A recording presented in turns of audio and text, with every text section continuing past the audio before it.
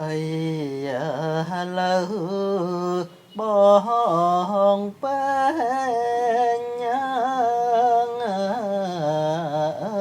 អើយស្រឡាញ់ពិតហើយសំផ្ញើជាវិតណាអើយលើសួនភ្ងៀងអើអើ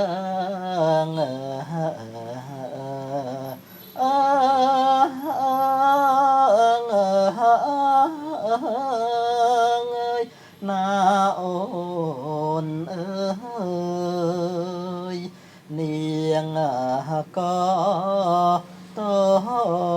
ទួលអើអើយព្រមស្នេហាអើយទាំងពីព្រ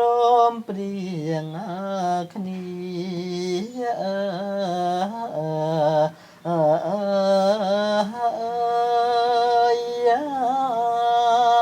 ដោយមេត្រី